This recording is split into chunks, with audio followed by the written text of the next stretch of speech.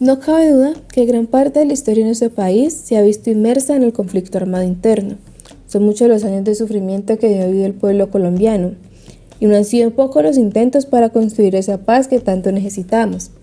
En el marco de un nuevo proceso de paz que abre una vez más las puertas a la esperanza de un futuro en el que del conflicto armado interno solo existe un mal recuerdo, es importante hacer memoria sobre los avances y sin duda también los errores cometidos en el pasado. Con esto en mente, le damos la bienvenida a su podcast de confianza, El Cajón de los Recuerdos. El día de hoy les hablaremos sobre el proceso de paz entre el gobierno de Andrés Pastrana y el Ejército de Liberación Nacional, más conocido como el ELN. Para ello, contaré una vez más con la presencia de mis compañeras Ángela Zuluaga y Valentina Popayán.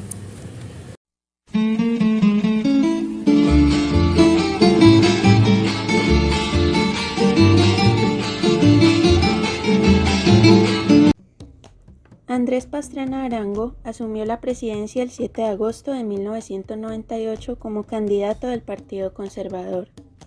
En su gobierno le brindó al país un mejor posicionamiento internacional y la reactivación de las relaciones exteriores con Estados Unidos, por lo cual se plantea que en su mandato se internacionalizó el conflicto armado interno. Durante su administración desarrolló procesos de paz con las FARC-EP y el ELN. Sin embargo, centrándose principalmente en el primero. También el tema de las drogas se vio asociado a las raíces económicas del conflicto y a la economía global, siendo por su parte Estados Unidos el receptor principal de las drogas producidas en Colombia. Es así como surge el Plan Colombia, con el objetivo de combatir las drogas y el crimen organizado para contribuir a la reactivación económica y la paz en el país. El Ejército de Liberación Nacional, ELN, es la guerrilla activa más antigua de toda América Latina.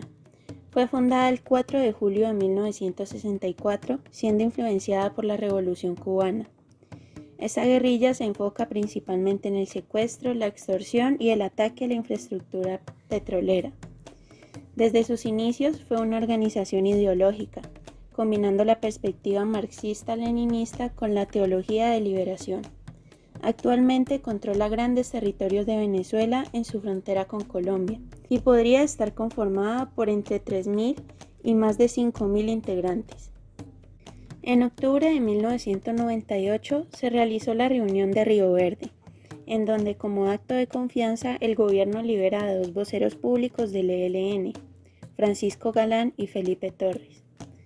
Todo parece marchar bien, ya que el gobierno reconoce políticamente al ELN y acuerdan la agenda de la Convención Nacional con 5 bloques temáticos que serían 1. Derecho internacional humanitario, derechos, impunidad, justicia, insurgencia y conflicto. 2. Recursos naturales y política energética. 3. Democracia, Estado, Fuerzas Armadas y corrupción. 4. Economía y problemas sociales. 5. Cultura e identidad, ordenamiento territorial, problemas agrarios y narcotráfico. Sin embargo, ese mismo año ocurre la masacre en Machuca, Antioquia, causada por el ELN. Por lo tanto, el gobierno suspendió los diálogos con este grupo. En febrero de 1999 se da inicio a lo que Goni Alons llamó negociación. Se trata de un momento en que los diferentes actores determinan la apertura de conversaciones para intentar superar las incompatibilidades existentes y pactar una salida negociada.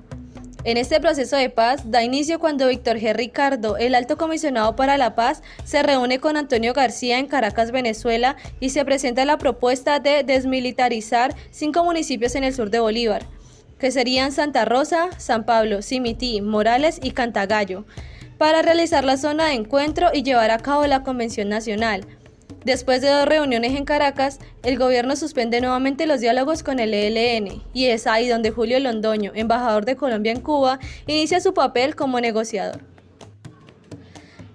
En abril de 1999, el ELN secuestró el avión Avianca y en mayo de ese mismo año secuestraron 143 personas en la iglesia La María en Cali. Tras estos acontecimientos, en julio de 1999 se crea la Comisión de Facilitación Civil, la cual según FISAS sería un aspecto metodológico en este proceso.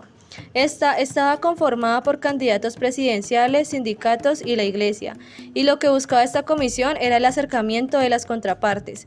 Sin embargo, aparece un nuevo obstáculo en febrero del año 2000, que son las movilizaciones por parte de los ciudadanos de los municipios del sur de Bolívar, los cuales crearon dos organizaciones, una llamada Sos y Paz y la otra el Movimiento No al Despeje, quienes se opusieron al despeje de la zona de encuentro, y se dice que esto fue generado por presión de los paramilitares, a lo que se conoce como spoiler según Gonialons. El 24 de abril del año 2000 sale un comunicado público del ELN sobre la zona de encuentro que serían los municipios de San Pablo, Cantagallo y Yondó, que contaría con verificación nacional e internacional. Este anuncio generó nuevamente inconformidad en las comunidades que salieron a las calles, pero esta vez con más fuerza oponiéndose a la zona de encuentro. El 1 de junio del 2000, el gobierno llegó a un acuerdo con estas comunidades de que no se decretaría una zona de encuentro. El 6 de junio de ese mismo año, el gobierno reconoce el carácter político del ELN y declara el inicio de un proceso de paz. Semanas después, el nuevo Alto Comisionado para la Paz, Camilo Gómez, junto a Julio Londoño y el ELN, se reunieron en la serranía de San Lucas y mediante un acuerdo vincularon a la sociedad internacional con el nombre de países amigos, los cuales eran Francia, España, Noruega, Cuba y Suiza, los cuales cumplirían con el rol de facilitadores, que según FISAS deben ser imparciales, perseverantes y tener una capacidad empática. Y según lo escrito en el acuerdo, deben brindar seguridad y firmeza a los compromisos de las contrapartes.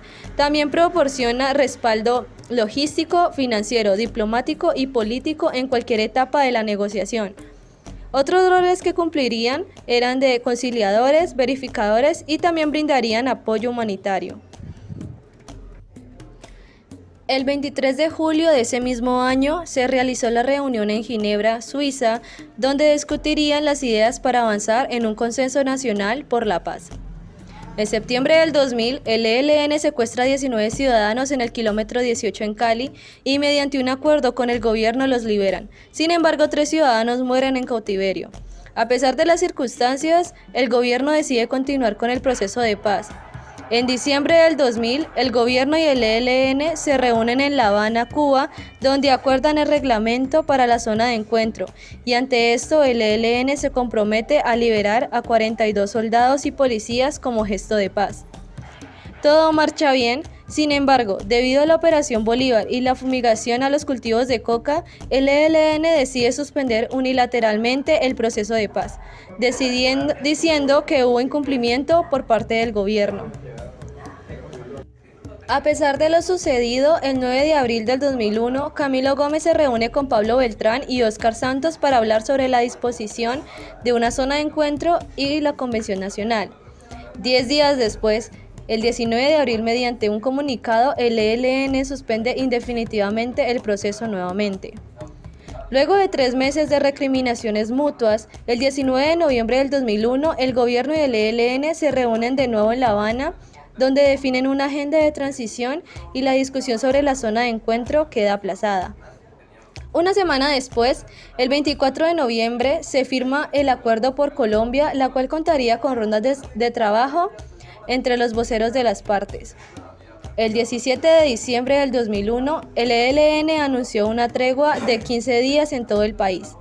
En enero del 2002 empezaron con las rondas de trabajo en las cuales los temas principales fueron el cese al fuego, la disminución del conflicto y el tema energético. El 30 y 31 de enero se celebró la Cumbre por la Paz en La Habana, donde hubo más de 80 invitados y firmaron el acuerdo para la construcción progresiva de la paz. En los siguientes 3 meses se realizaron alrededor de 12 reuniones sobre una tregua. Fue así que determinaron un cese al fuego bilateral por un tiempo definido.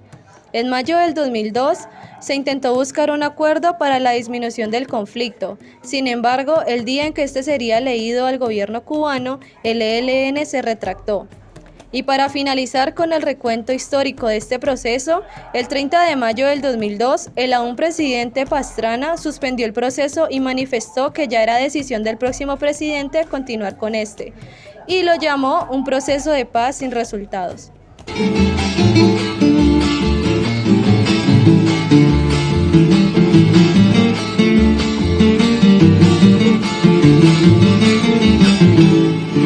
Bueno, llegó el momento de abrir nuestra sección de preguntas.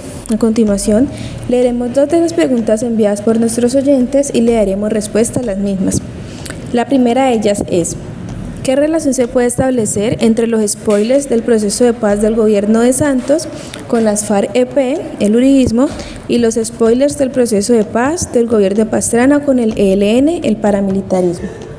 Para dar respuesta a esta pregunta, en primer lugar, cabe hacer referencia tanto a las ideologías del paramilitarismo como a las del uribismo.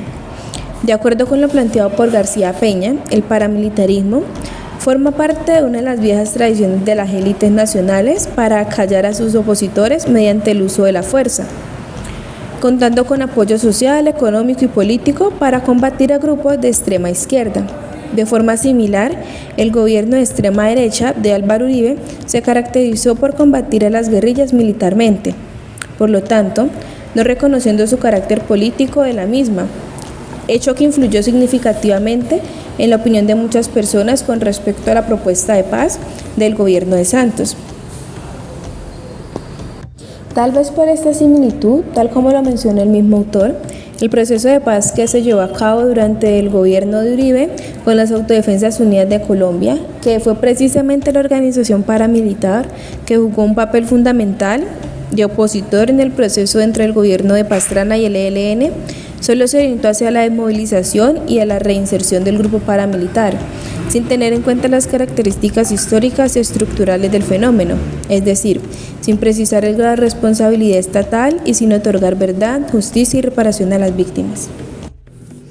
Ahora vamos con la segunda pregunta, que dice: ¿por qué España ha tenido un papel más activo en los procesos de paz adelantados con el ELN? Durante muchos años España ha participado de manera activa en los procesos de paz realizados en Colombia debido a su alto nivel de desarrollo. Sin embargo, aún no se tiene conocimiento de las razones por las cuales ha tenido mayor participación en los procesos de paz que se desarrollan con el ELN, como fue el caso de este proceso de paz. En el actual proceso que se adelanta entre el gobierno de Gustavo Petro y el ELN, según el canciller Álvaro Leiva, España no participará como país anfitrión, pero sí como un país acompañante. Refiriéndonos ahora al tipo de paz en el que se enmarca este proceso, nos gustaría decir que no consideramos correcto encerrar al mismo en un solo tipo de paz. Esto por el hecho de que en el inicio de cuando se acuerdan los temas a tratar en la Convención Nacional, se tocan temas estructurales como lo son el narcotráfico, la corrupción, los recursos naturales, los problemas sociales, entre otros. Incluso algunos de estos se llevan a cabo en las mesas de negociación. Por esta razón, habíamos considerado que la paz positiva sería la adecuada, ya que, como plantea Arto de Vera, es la ausencia de violencia indirecta y estructural. Sin embargo, al no llevarse a cabo un acuerdo sobre ello, decidimos descartarla. Por otro lado, en el año 2002, cuando declararon el cese al fuego bilateral, consideramos correcto adecuarlo a la paz negativa, que, como plantea este mismo autor, es la ausencia de violencia sistemática, organizada y directa. Al final de todo este proceso, decidimos que la paz inacabada sería la más adecuada, ya que la construcción de la paz es un proceso continuo, se construye día a día, y eso fue lo que nos demostró este proceso de paz. Y para concluir, el gobierno de Pastrana, al priorizar el proceso de paz con las FARC-EP, las oportunidades de negociación con el ELN se vieron limitadas, que incluso ellos mismos mencionaron el desinterés por parte del gobierno. Entre esta y muchas otras problemáticas que se presentaron a lo largo del proceso, no se pudo conseguir un acuerdo final de paz. Sin embargo, este aportó grandes experiencias de aprendizaje para futuros procesos de paz. Hasta aquí nuestro capítulo de hoy. Esperamos que haya sido de su agrado. Hasta la próxima.